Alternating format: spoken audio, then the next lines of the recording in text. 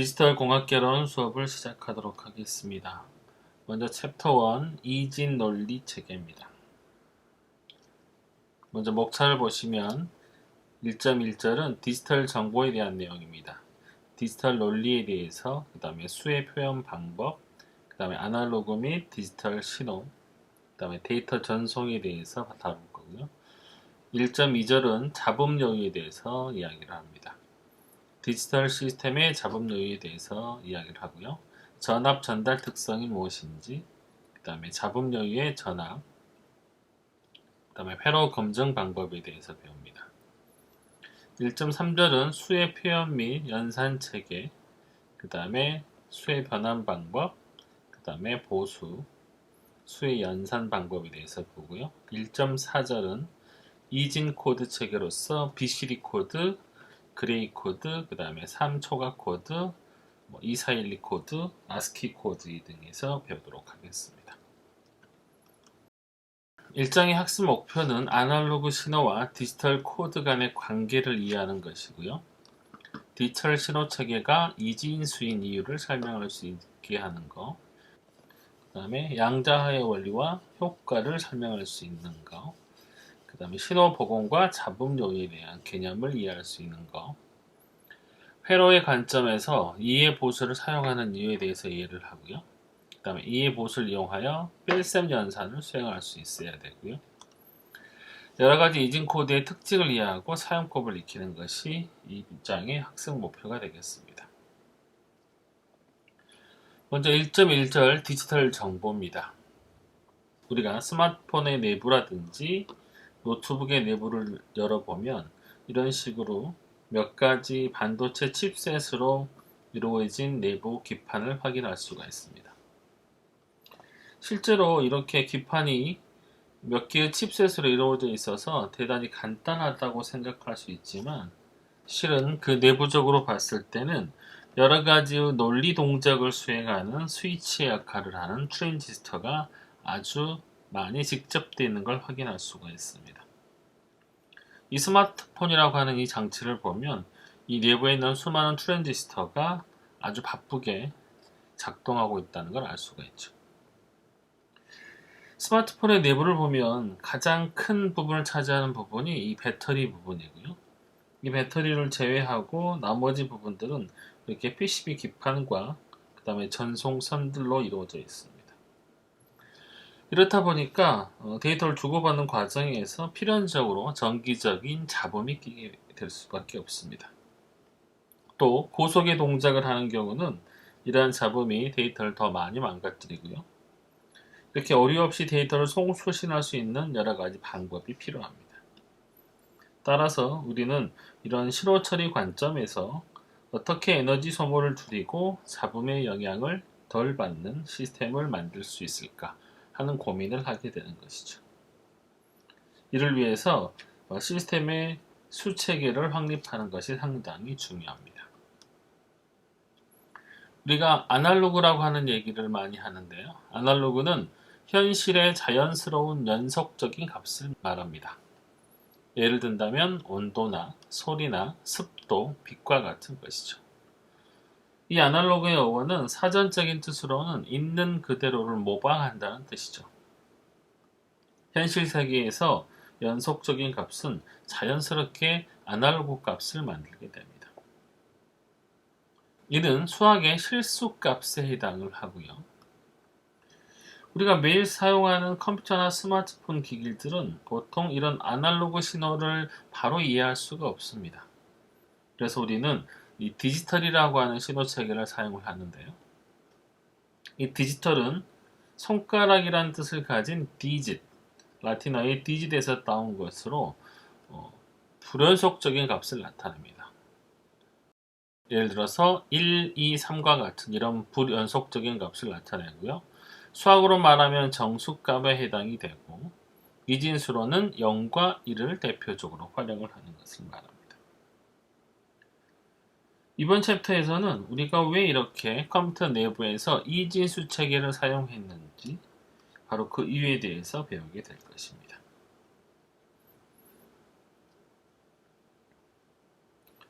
앞서 우리는 수학에서 정수와 실수에 해당하는 디지털과 아날로그에 대해서 얘기를 했습니다.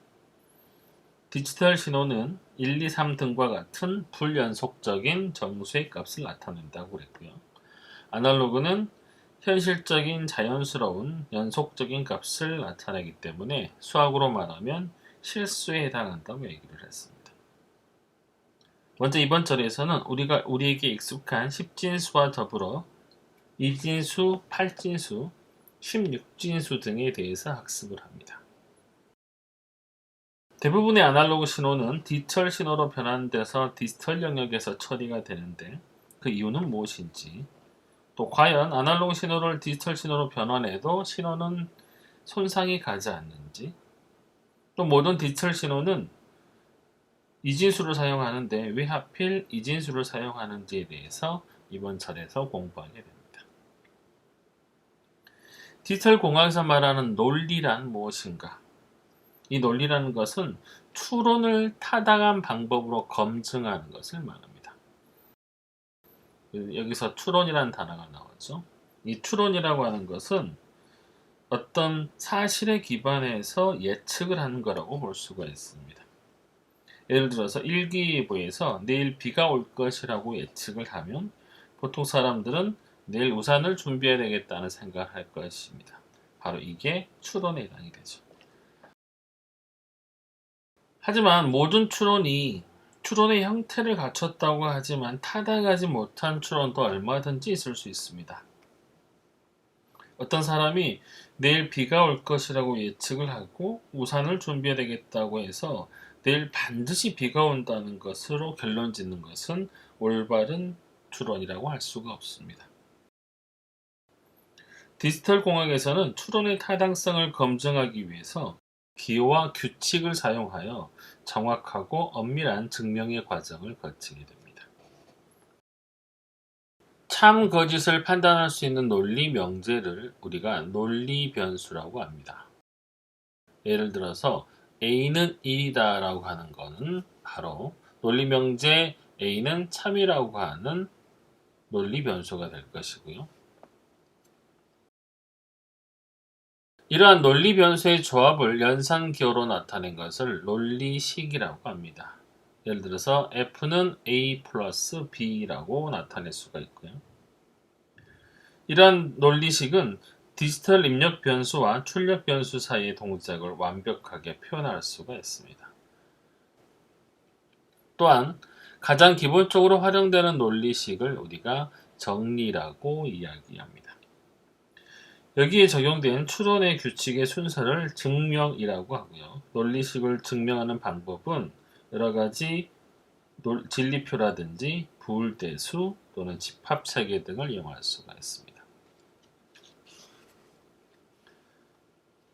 논리회로라는 말은 논리 게이트를 조합해서 논리식을 표현한 걸 말합니다. 예를 들어서 A와 B를 입력으로 해서 F의 결과를 가져가는 OR 게이트에 대해서 논리 회로로 표현할 수가 있는 것이죠.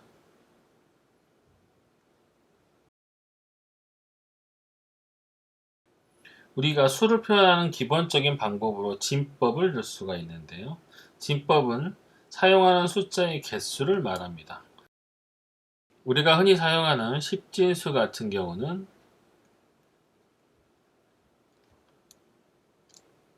그 안에 사용되는 숫자의 개수가 10개가 되고요. 이진수의 경우는 2개가 사용이 되는 것을 말하죠. 예를 들어서 256이라고 하는 글자를 우리가 10진수로 나타낸다고 했을 때는요.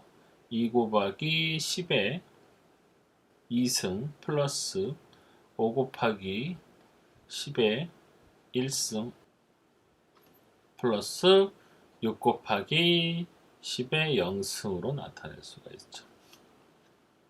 자, 이렇게 나타냈을 때 각각의 자릿수는 이런 식으로 가중치를 가지고 있습니다. 이렇게 가중치에 미치되는 숫자, 여기서는 10이 되겠죠? 이 10이라는 숫자를 우리가 뭐라고 부르냐면 기수라고 합니다. 여기 기수라고 설명이 되어 있죠. 여러 진법이 혼용돼서 사용되는 경우는 그래서 이 기술을 보통 가로 다음에 표시해 주는 것입니다. 예를 들어서 256 그다음에 여기에 이렇게 기술을 표현해 주면 이게 몇 진수인지를 쉽게 표현할 수가 있어요. 자, 일반적으로 기수가 R인 R 진법에서의 수는 an 곱하기 an-1 곱하기 an-2 점점점 해서 an-m까지의 식으로 표현해 볼 수가 있어요. 여기서 a의 n은 최상위 디지, 그러니까 MSD가 되는 거고요. a-m은 최하위 디짓을 나타냅니다. 이 1-1식은 나중에도 등장을 하기 때문에 꼭 기억을 해주시는 게 좋아요. 여기서 기수가 되는 숫자는 R이라는 거, 그 다음에 N이라고 하는 애는 각각의 가중치를 나타내는 개수가 된다는 것을 알아주시면 됩니다. 예를 들어서 1101.101, 자 이건 이진수죠. 그러면 1 곱하기 2의 3승 플러스 1 곱하기 2의 2승 플러스 0 곱하기 2의 1승 이런 식으로 표현할 수가 있고요. 지금 여기까지 표현되는 이 숫자는 여기 소수점 이전의 숫자입니다. 따라서 0, 1, 2, 3의 개수를 갖게 되고요. 그 이후에 오는 숫자들은 여기서 이렇게 마이너스 숫자를 가져가게 됩니다. 328 8진수. 자, 324로 읽으면 안 되죠. 이거는 8진수이기 때문에 숫자 328 8진수는 3 곱하기 8의 제곱 플러스 2 곱하기 8의 1승 곱하기 4 곱하기 8의 0승이니까 10진수로 표현하면 212로 나타낼 수가 있습니다. 자, FED. 자, FED로 표시가 되어 있기 때문에 16진수로 나타낸 거고요. 15 곱하기 16의 제곱 플러스 2 곱하기 16의 1승 플러스 13 곱하기 16의 0승 이렇게 하면 3885가 되겠습니다. 10진수로. 우리가 차 16개의 수의 표현입니다. 지금 여기 16진수가 F까지를 표현하고 있기 때문에 0부터 15까지 총 16개를 각각의 10진수와 미진수, 8진수, 16진수로 나타내고 있습니다. 당연히 우리에게 제일 익숙한 것은 10진수가 될 것이고요. 보통 컴퓨터가 이진수를 사용하지만 이진수를 표현하다 보면 이렇게 자릿수가 많아지기 때문에 데이터 기류가 상당히 길어질 수밖에 없습니다. 따라서 이걸 보조하는 방법으로 8진수나 16진수를 사용하면 우리가 훨씬 더 효율적으로 숫자를 표현할 수가 있겠죠.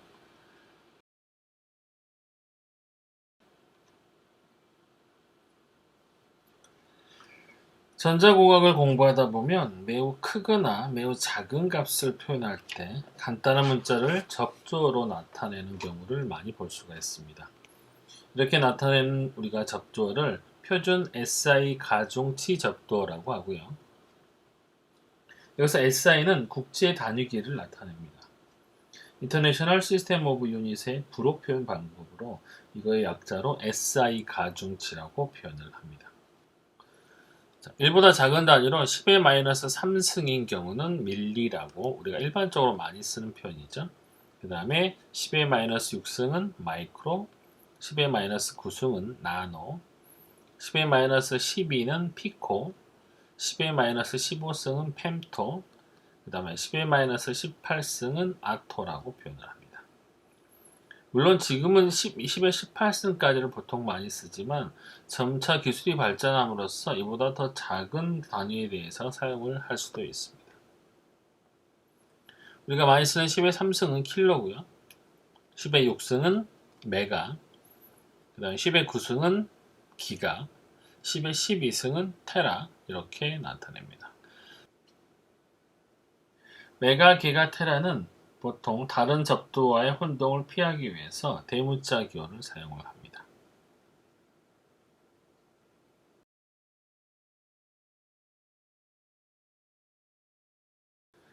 그 다음은 아날로그 및 디지털 데이터에 관한 얘기입니다. 시간 축상에서의 연속 시간 신호를 불연속적인 이상 신호로 변환하는 동작을 표본화라고 합니다. 이런 표본화를 할 때는 보통 우리가 반복적으로 파형이 반복되는 이런 파형을 볼 수가 있고요. 이 파형을 우리가 보통 클럭이라고 얘기를 합니다. 또한 이상 신호를 다시 연속 신호로 변환할 수도 있어야 되는데요. 이 클럭에 관련된 파라미터 중에 하나로 신호가 얼마나 자주 변하는가 혹은 얼마나 빠르게 나타내는가를 나타내는 걸 우리가 주파수라고 얘기를 합니다. 주파수는 1초 동안에 일어나는 진동의 빈도를 나타내고요.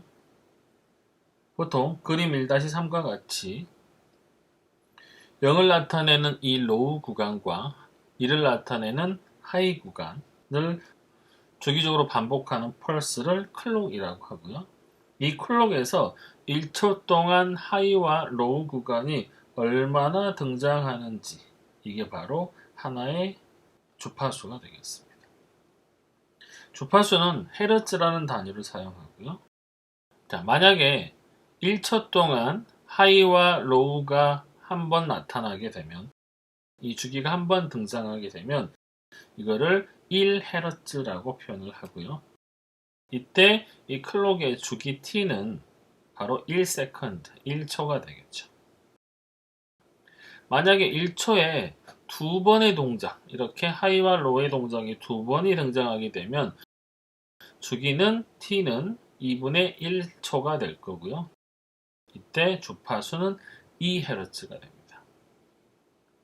따라서 1초에 n번의 주기가 포함되면 t는 n분의 1초로 나타낼 수가 있고요.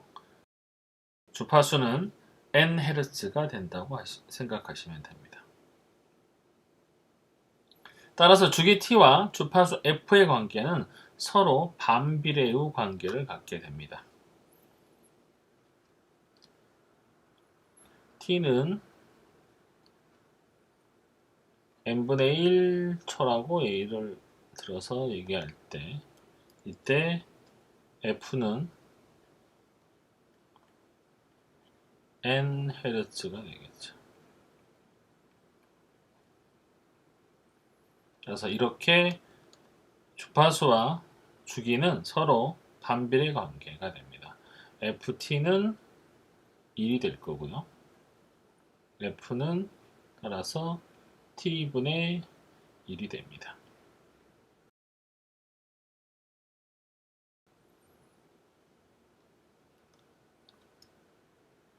자, 밑에 나와 있는 듀티 사이클이라는 거는요. 한 주기 내에서 H 구간이 얼마를 차지하는지를 나타내는 게 바로 듀티 사이클입니다. 정의에 따라서 듀티 사이클 D는 T분의 W 관계로 나타낼 수가 있고요. 이 W는 여기 하이가 차지하는 구간의 폭을 나타냅니다. 따라서 주기분의 하이 구간의 폭을 곱하기 100 하면 그게 듀티 사이클이 되겠습니다. 보통 이걸 통해서 이 듀티비를 조정함으로써 모터의 구동시간 같은 것들을 조절할 수가 있어요. 그럼 여기 보시면 각각의 클럭의 주파수가 나와 있죠. 한 주기당 이렇게 나타내는 듀티 사이클이 긴 경우에는 훨씬 더 많은 동작을 하고요. 이렇게 짧은 구간으로 나타나 있는 경우는 짧게 하이 구간이 떨어지기 때문에 그만큼 모터의 구동 시간이 짧아지게 되는 것입니다.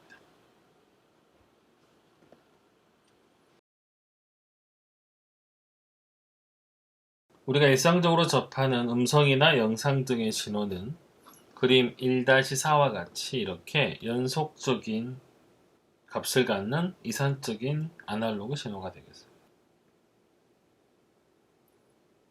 우리가 일상적으로 접하는 음성이나 영상 등의 신호는 그림 1-4의 A와 같이 시간의 경과에 따라서 이렇게 연속적으로 변하는, 즉 연속적인 값을 갖는 아날로그 신호입니다. 이 아날로그 신호를 특정한 시점을 기준으로 이렇게 값을 얻어내는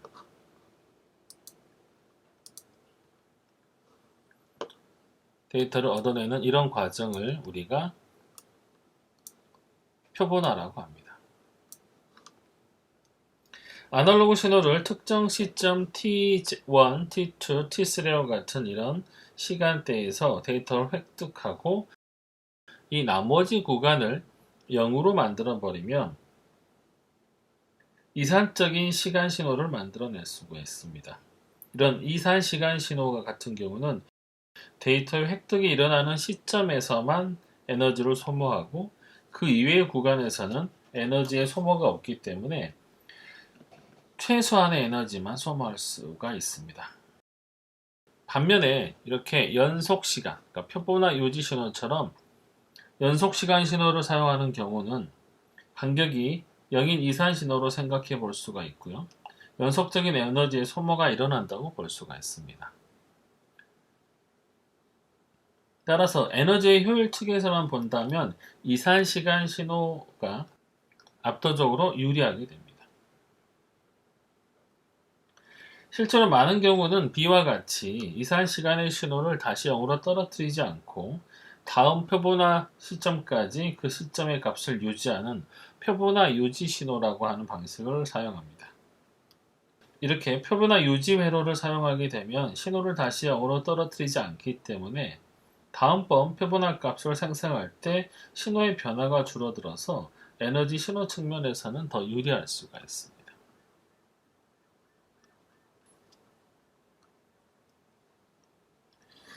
자, 그러면 이렇게 이산 처리된 신호를 원래의 연속 시간 신호로 어떻게 복원할 수 있는지에 대한 방법입니다.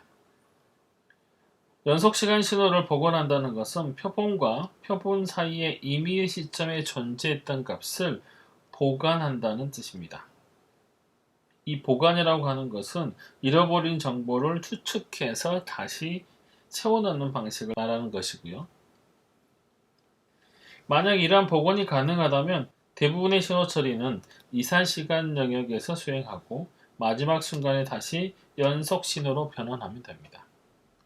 신호 복원 이론에 따르면 연속 시간 신호에 대한 충분한 수의 표본이 확보가 되면 이산 시간의 표본과 표본 사이의 임의의 지점에서의 원래의 값을 복원할 수가 있습니다. 앞서 그림에서 이렇게 연속 시간에서 이산 신호로 변환하는 이런 시간 t 간격을 좀 더 세밀하게 나누게 되면 훨씬 더 원래의 값과 가까운 값을 얻어낼 수가 있겠죠.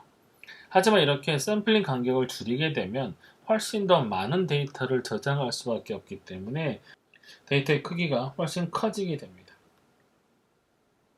신호이론에 따르면 신호의 최대 주파수의 2배 이상의 속도로 표본화를 하게 되면 원래의 속도의 연속 시간을 그대로 복원할 수 있다는 이론이 나옵니다. 신호의 최대 주파수의 2배 속도로 표본하는 것을 나이퀴스트 표본화라고 합니다. 이 나이퀴스트 표본화보다 높은 속도의 표본화를 과학 표본화라고 하고요. 과학 표본화율이 높을수록 회로는 여유가 많아져서 안정된 동작을 할 수가 있습니다. 그림 1.5의 A와 같이 T4와 T5 사이의 임의의 점에서 임의의 시점 T에서의 연속 시간 신호값을 복원하는 과정을 보도록 하겠습니다. 각각의 표본 신호 T1, T2, T3, T4를 기준으로 하는 싱크 신호를 싱크 함수를 이렇게 그려냅니다. 그리고 이 싱크 함수를 살펴보면 최대점을 기준으로 점점 멀어질수록 코사인파에 가깝게 점점 값이 감소하는 것을 알 수가 있습니다. 따라서 임의 시점 이 t에서의 값을 구하려면 각각의 표본의 싱크 함수의 값을 모두 합해서 원래의 신호, 이렇게 원래 신호에 가까운 파형을 구할 수가 있는 것이죠. 예를 들어서 T4의 표본인 T 시점에 영향을 미치는 싱크 함수는 여기에 해당이 되고요. T5가 요 원래의 파형에 해당하는 영향을 미치는 그 싱크 함수는 여기에 해당이 됩니다. 이 둘 사이를 전체적으로 T 시점만큼을 연장해서 부드러운 곡선으로 그려보면 이런 식으로 보관이 가능하겠죠. 모든 표본함수의 싱크 함수를 겹쳐 그려놓았기 때문에 아주 복잡해 보이지만 하나하나 모양을 따서 비교를 하게 되면 t 시점에 가까운 tx 표본일수록 각각의 기여도가 더 크게 됩니다. 더 자세한 내용은 나중에 신호 복원 이론 같은 과목에서 다루게 됩니다. 이처럼 이산적인 신호로부터 다시 원래 시간을 복원할 수 있다는 사실은 아주 놀라운 사실이고요. 시간 영역에서 매우 복잡한 싱크 함수와 같은 연산을 처리하는 회로를 따로 구현을 해야 됩니다. 이러한 복원 과정은 시간 영역이 아닌 주파수 영역에서 저역 통과 필터, 보통 LPF라고 하는 로우 패스 필터를 통해서 설명할 수가 있습니다. 이 로우 패스 필터는 낮은 주파수는 통과시키고 높은 주파수는 차단시키는 회로로서 차후에 신호 시스템 같은 과목에서 배우게 될 것입니다. 자, 아날로그를 디지털로 변환하는 방법에 대해서 보고 있습니다. 앞서 저희는 표본화에 대해서 얘기를 했고요. 이 표본화는 연속 시간 실수값을 이산 시간의 실수값으로 변환하는 방법이었습니다. 샘플링 주기를 더 많이 가져갈수록 훨씬 더 원래의 값에 가까운 값을 복원하는 게 가능했고요. 이 주파수의 2배로 샘플링을 하는 것을 우리가 나이퀴스트 표본화라고 얘기를 한다고 얘기를 드렸습니다. AD 변환의 두 번째 단계는 양자화입니다. 이렇게 이산적인 실수값을 다시 이산적인 정수값에 근사시키는 방법입니다. 그리고 그렇게 얻어진 값을 부하를 통해서 이산시간 정수값을 이산시간 이진보로 변환하는 방법을 사용을 하는 것이죠. 이 내용은 어느 과목에서든 시험에 항상 등장하는 아주 단골 문제가 되겠습니다. 꼭 기억을 해주시면 돼요.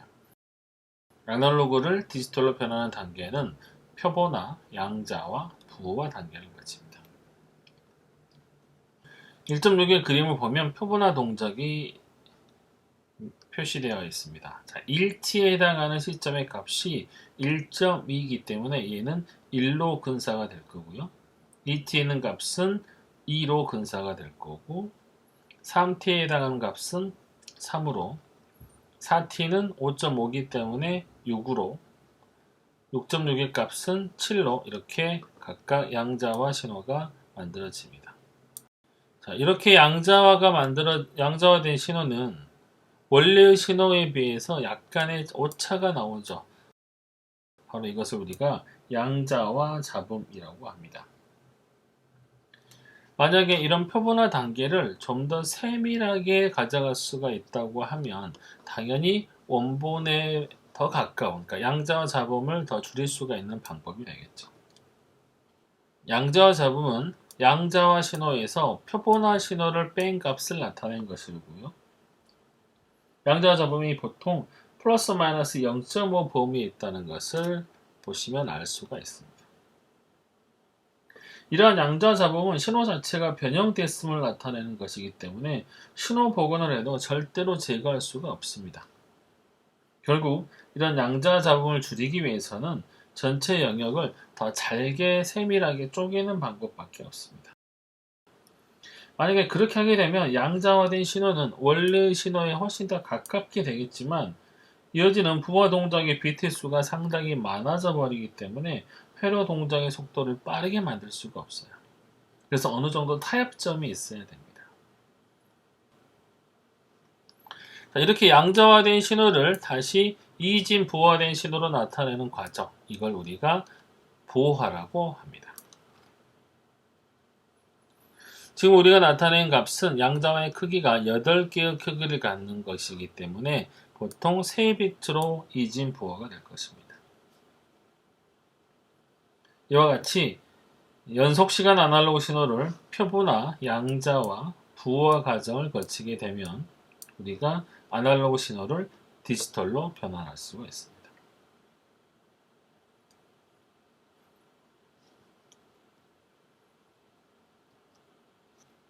아날로그 신호를 다시 디지털 코드로 변환하고 이를 다시 아날로그 신호로 변환하면 원래 신호를 그대로 복원할 수 있을까? 그림 1.7-A의 그림은 아날로그를 디지털로 변환하고 이를 다시 아날로그로 변환하는 과정에 대한 설명입니다.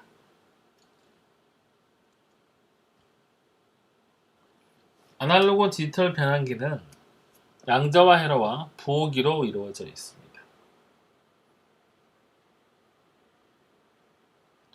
신호선에 그려진 작은 사선, 여기 보면 신호선에 작은 사선이 그려져 있죠.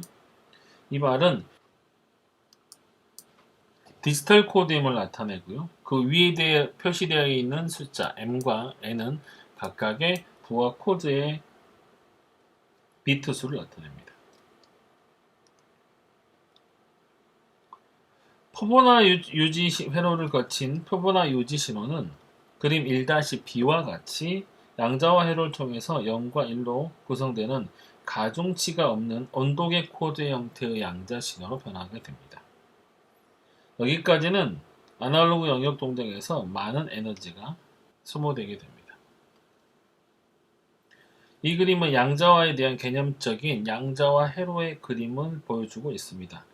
여기 삼각형으로 표시되어 있는 애는 아날로그 비교기를 나타낸 것이고요. 표본화 신호와 기준값을 비교해서 그 각각의 값이 표본화 유지 신호가 기준값보다 크면 1을, 작으면 0을 나타내게 됩니다. 기준값은 7개로 쪼개진 소영역의 중간값에 해당하는 값을 가지고 있고요. 따라서 이 양자화 잡음이 플러스 마이너스 0.5 범위 내에서 양자화가 된다는 걸 알 수가 있습니다.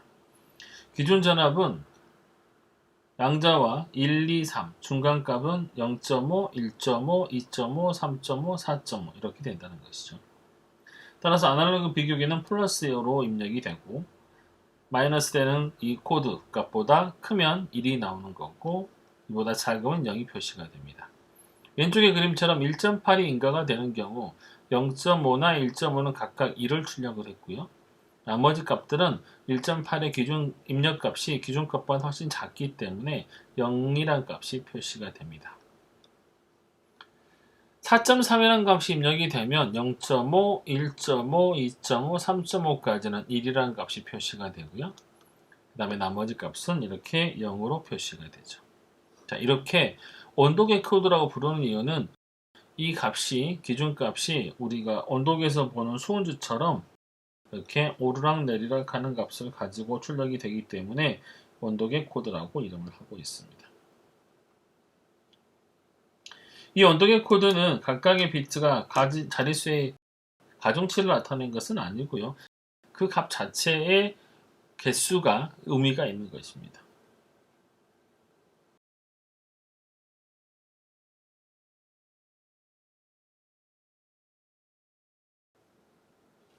다음은 데이터의 존성에 관련된 내용입니다.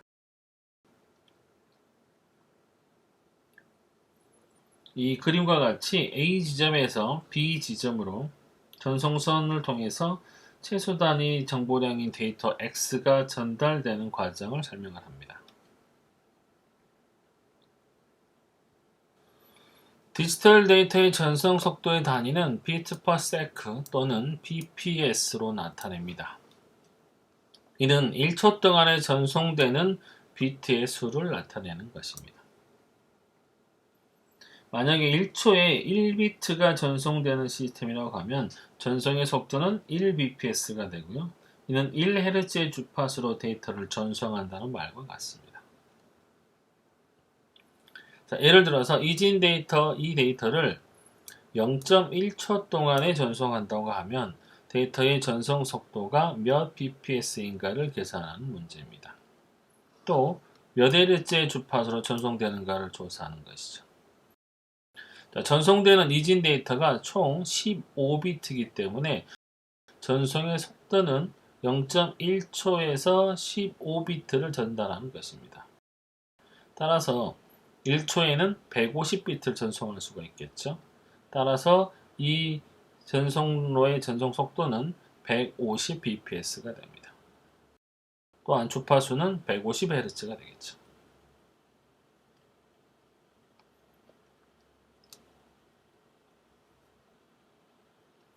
고속 데이터의 전송을 위해서는 고속의 전송회로 및 전송선을 사용을 하는데, 이때는 신호의 크기를 작게 함으로써 신호가 움직이는 양을 줄이게 됩니다. 하지만 이렇게 움직이는 스윙의 양을 이렇게 움직이는 신호의 크기를 줄이게 되면 아무래도 잡음에 훨씬 더 취약해질 수밖에 없기 때문에 이 잡음에 대한 대책이 훨씬 더 필요할 수밖에 없습니다.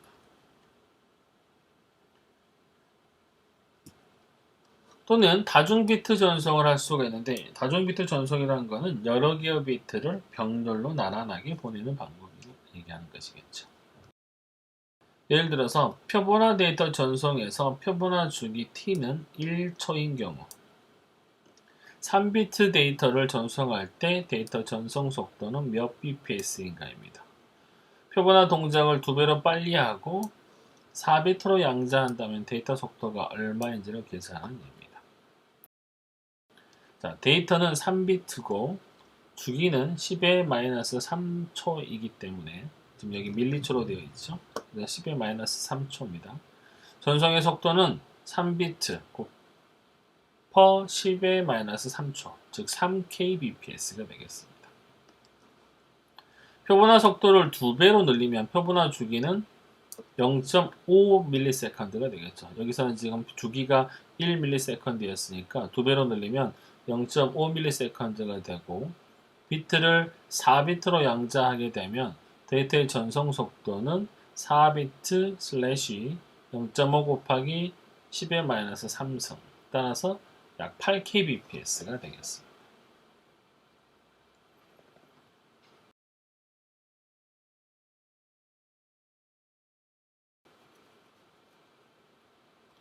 다음은 정보를 표현하는 단위입니다.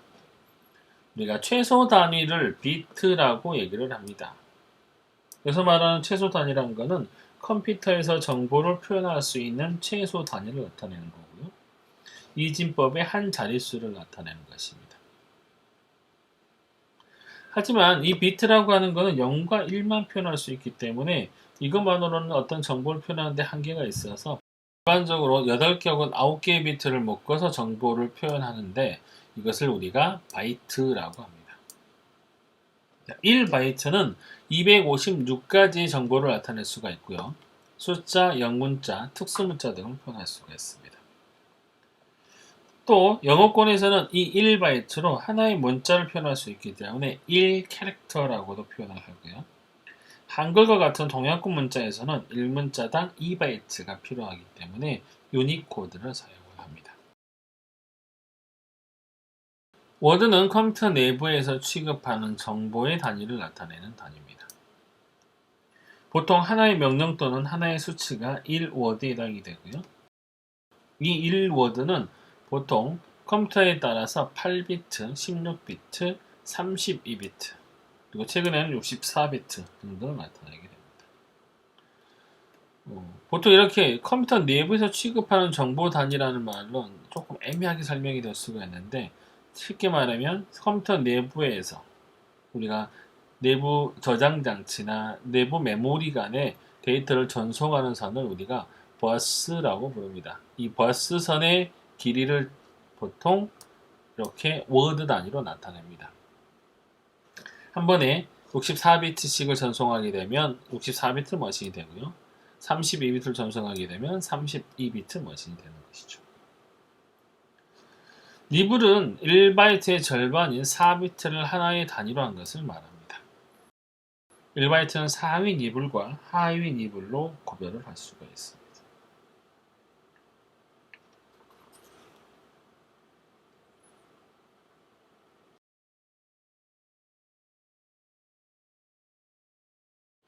지금까지 우리는 신호의 관점에서 아날로그 신호를 디지털 신호로 변환하는 것이 가능하고, 또 에너지 소모의 측면에서 유리함을 배웠습니다.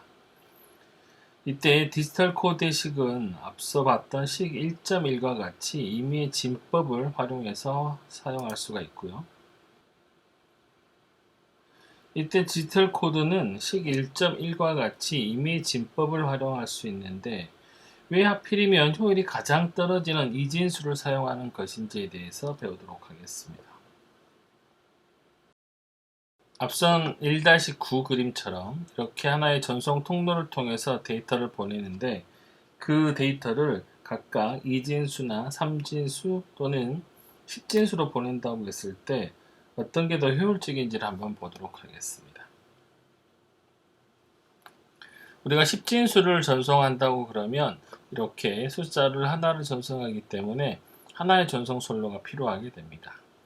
반면에 3진수를 전송하게 되면 이렇게 3개의 전송 통로가 필요하겠죠. 만약에 이진수를 이용해서 9라는 숫자를 전송한다고 했을 때는요, 이렇게 4개의 전송 통로가 필요할 겁니다. 따라서 하드웨어 관점에서는 보내는 정보량이 최소의 단위 진수가 낮을수록, 그러니까 진수가 2진수, 3진수 이렇게 낮은 진법으로 갈수록 데이터를 많이 보내야 되기 때문에 정보 전송의 효율이 떨어짐을 알 수 있습니다. 이런 이유인데도 우리가 굳이 이진수를 사용하는 이유에 대해서 이번 절에서는 공부를 하게 됩니다. 데이터 전송 시스템에서는 이렇게 두 개의 칩 사이에 어떤 데이터를 보낸다고 했을 때 이 출력 신호가 전송선을 타고 감으로써 필수적으로 잡음에 노출될 수밖에 없습니다. 예를 들어서 이 출력 신호를 5V로 보내고 데이터를 전달했을 때 잡음이 섞이게 되면 입력 신호에서는 정상적인 5V가 아닌 더 작은 신호나 더 큰 신호가 들어올 수도 있습니다. 칩 1에서 출력되는 디지털 데이터가 이 전송선을 통해서 칩 2로 입력되는 그림인데요. 출력 전압을 각각 0과 5V를 0과 1에 매핑해서 데이터를 보낸다고 했을 때 이렇게 잡음이 섞이게 되면 입력되는 신호가 더 훨씬 작은 신호로 입력이 될 수가 있습니다. 예를 들어서 현재 5V를 이용해서 0과 1의 데이터를 보낸다고 했을 때 3V 이상은 1로 인지를 하고요. 2V 이하는 0으로 인지를 할 수가 있습니다. 이렇게 되면 1에 대한 잡음 여유가 2V가 존재하는 거고요. 0에 대한 잡음 여유 역시 2V가 존재하는 것입니다. 자, 근데 우리가 여기에 3진 데이터를 사용한다고 중간에 2.5V를 하나를 더 추가했다고 해봅시다.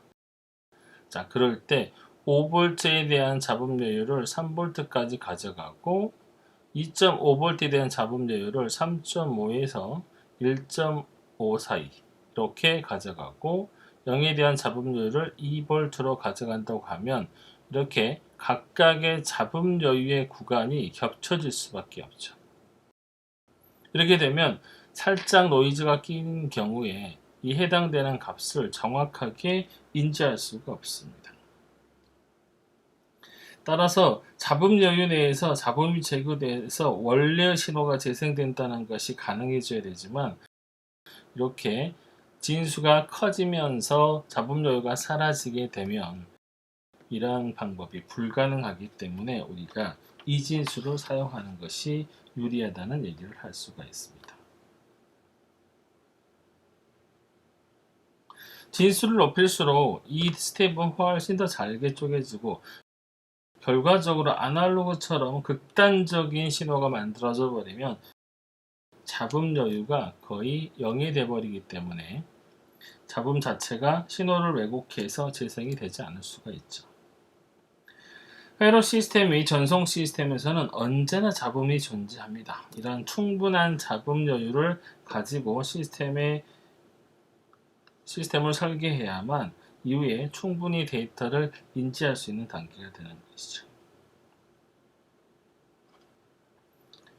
3장에서 다루겠지만 모든 논리 회로에서는 트랜지스터를 ON, OFF의 개념으로 이진수에 맞춰서 설계를 하고 있습니다.